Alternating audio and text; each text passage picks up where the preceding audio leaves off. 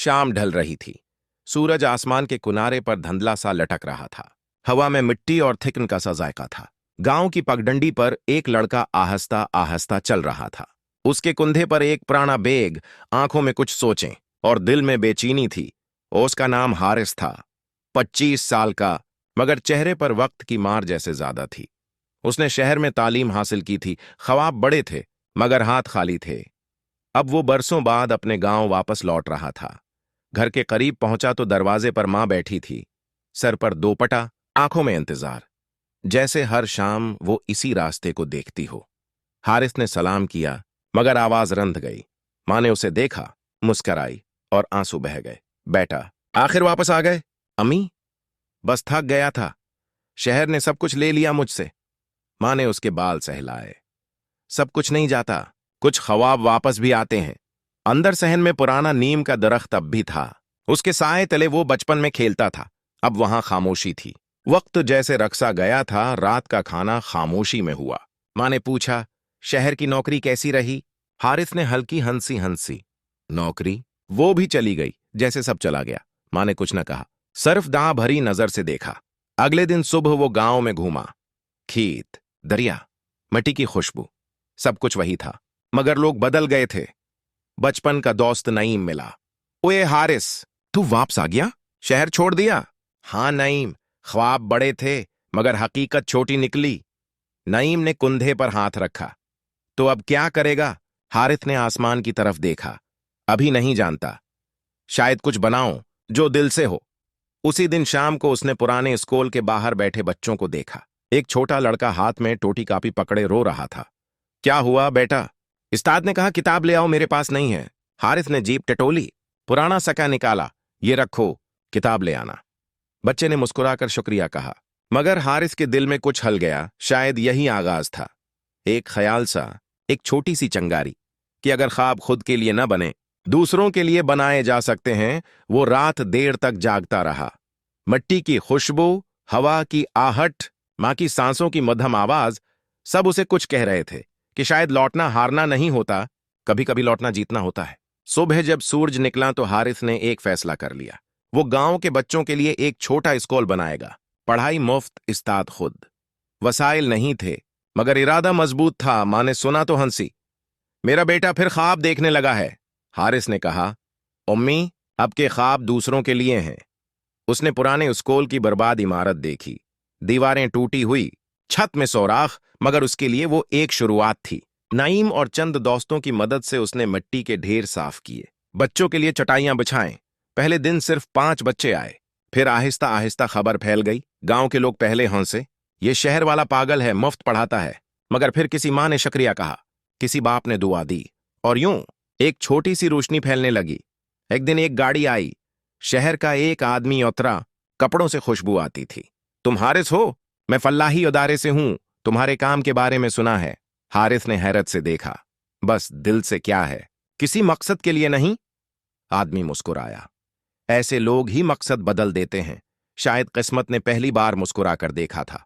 जारी है। अगला हिस्सा पार्ट 2 में आएगा। महीने गुजर गए। स्कूल अब गांव की जिंदगी का हिस्सा बन गया था। बच्चे सुबह खुशी से दौड़ कर आते, दीवारों पर रंग, तख्तियों पर ख्वाब लिखे होते। हारिस की आंखों में अब रोशनी थी, मगर कहानी हमेशा आसान नहीं रहती। एक दिन जमीन का मालिक आया। ये जगह मेरी है, तुमने इजाजत ली थी? हारिस ने चौंक कर देखा। नहीं साहब, बस वीरान थी, सोचा बच्चों के लिए। ये जमीन में बीत चुका हूं, 2 हफ्ते में खाली कर दो। ये कहकर वो चला गया। हारिस के हाथ से जमीन निकल गई। शाम को वो खामोश बैठा नीम के नीचे। नईम आया। क्या हुआ यार, चेहरा क्यों बुझा है? हारिस ने सब बताया। नईम कुछ देर खामोश रहा, फिर बोला, अगर जमीन छन भी जाए, इल्म तो नहीं छनता, हम कहीं और बना लेंगे। हारिस ने मुस्कुराकर सर हिलाया। हां, बस हौसला चाहिए। गांव वालों ने सुना तो चंद लोगों ने जगह देने की पेशकश की। किसी ने बुसीदा कमरा दिया, किसी ने बांस के खंभे। यूं एक नई इमारत ने शुक्ल ली। मोहब्बत और दुआ से बनी। एक दिन शहर के स्कूल के एक पुराने दोस्त ने फोन किया। यार, सुना है तुम गांव में पढ़ा रहे हो, हमें एक प्रोजेक्ट के लिए ऐसे उस्ताद की जरूरत है। हारिस ने इनकार कर दिया। अब मेरा दिल उन दीवारों में नहीं, इन बच्चों के साथ है। माँ ने रात को कहा, बेटा, कभी कभी मौका दोबारा नहीं मिलता। हारिस ने नरमी से कहा, अम्मी, शायद ये मौका इन्हीं के लिए था। वक्त गुजरता गया, बच्चे अब पढ़ने लगे, ख्वाब देखने लगे। एक छोटी बच्ची सबा हर रोज सबसे पहले आती, आंखों में चमक, दिल में ख्वाहिश। उस्ताद जी, मैं बड़ी होकर डॉक्टर बनूंगी। हारिस मुस्कुरा देता, हाँ, तुम जरूर बनोगी। एक दिन वो बीमार हो गई। 2 दिन, 3 दिन वो स्कूल नहीं आई। हारिस उसके घर गया। छोटी सी झोंपड़ी, मां के चेहरे पर फिक्र। दवाई नहीं है बेटा, पैसे कहां से लाऊं? हारिस ने जेब में हाथ डाला, मगर खाली थी। वो खामोशी से वापस आया। इस रात उसने आसमान की तरफ देखा। या रब, अगर कुछ नहीं दे सकता तो कम किसी का दुख बांटने की ताकत दे दे। अगले दिन वो शहर गया, पुराने दोस्तों से मिला। कुछ ने मजाक किया, कुछ ने आंखें फेर लें, मगर एक दोस्त ने कहा, यार, अगर तुम वाकई बच्चों के लिए काम कर रहे हो, मैं मदद करूंगा। वापसी पर वो दवाई ले आया, सबा के माथे पर हाथ रखा। तुम ठीक हो जाओगी बेटी, तुम्हें अभी बहुत कुछ बनना है। उसकी आंखें खुलें, हल्की सी मुस्कुराहट आई, और उसी लम्हे हारिस को लगा कि उसकी सारी जदोजहद रंग ला रही है। वक्त बदला, गांव के लोग बदलने लगे। जो पहले हंसते थे, अब अपने बच्चों को स्कूल भेजने लगे। दरख्तों के नीचे अब कहकाए गूंजते थे। हारिस के चेहरे पर सुकून था, मगर कसमत ने अभी एक और इम्तिहान बाकी रखा था। एक शाम जब वो स्कूल से घर लौट रहा था, नीम के दरख्त के नीचे मां गर पड़ी। सांस रख रख कर आ रही थी।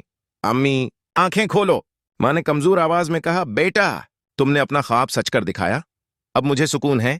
और फिर खामोशी। हारिस के अंदर सब कुछ टूट गया। दुनिया जैसे साकत हो गई। इसके लिए सब कुछ खत्म सा लगने लगा। जारी है, अगला हिस्सा पार्ट 3 में आएगा। दिन गुजरे, मगर घर खाली सा रहा। मां का कमरा, उनकी तस्बीह, उनकी खुशबू, सब याद बन गए। हारिस अक्सर रात को स्कूल में बैठा रहता, चाक से तख्ती पर मां का नाम लिखता, फिर मिटा देता। नईम आता, चुपचाप उसके साथ बैठ जाता। जिंदगी रखी नहीं यार, बस बदल गई है। हारिस सिर झुकाकर कहता, हाँ, मगर दिल नहीं बदलता।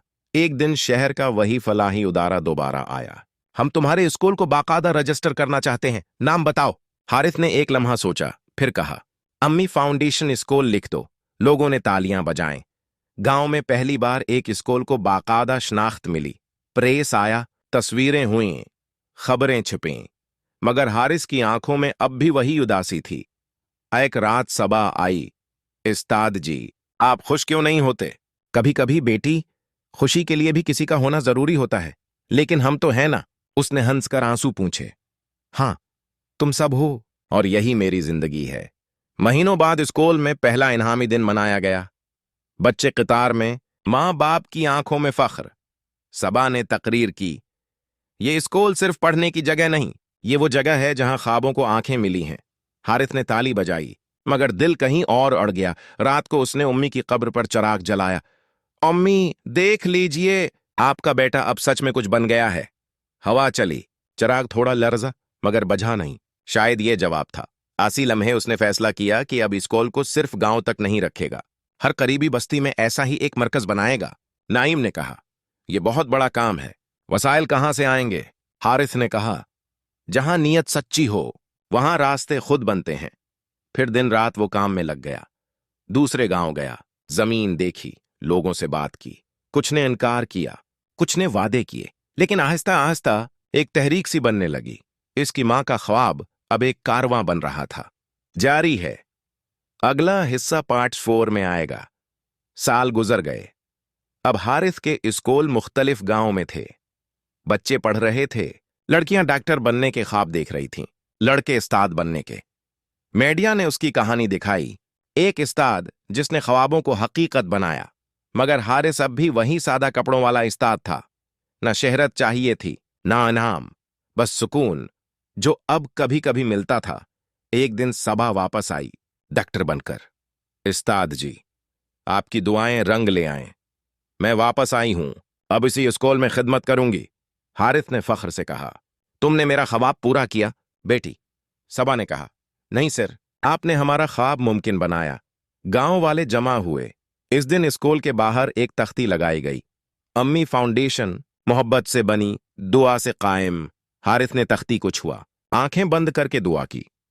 उसके जहन में वो पहला दिन आया, जब उसने एक बच्चे को सिखा दिया था। एक मामूली लम्हा, मगर वही लम्हा सब कुछ बदल गया। जिंदगी ने उसे दुख दिए, मगर मकसद भी दिया। मां की मोहब्बत, बच्चों की मुस्कुराहट, गांव की दुआएं, यही उसका सरमाया था। रात के वक्त वो स्कूल के सहन में बैठा आसमान को देखता रहा। हवा नर्म थी, चांदनी फैल रही थी। उसने आहिस्ता से कहा, अम्मी, मैं वापस आया था खाली हाथ, मगर अब आपके ख्वाबों से भरा दिल लिए जा रहा हूं। दूर कहीं बच्चों के हंसने की आवाजें आए। हवा में उम्मीद की खुशबू थी, और नीम के दरख्त के नीचे एक उस्ताद की कहानी मुकम्मल हो गई, मगर उसके ख्वाब अभी जिंदा थे।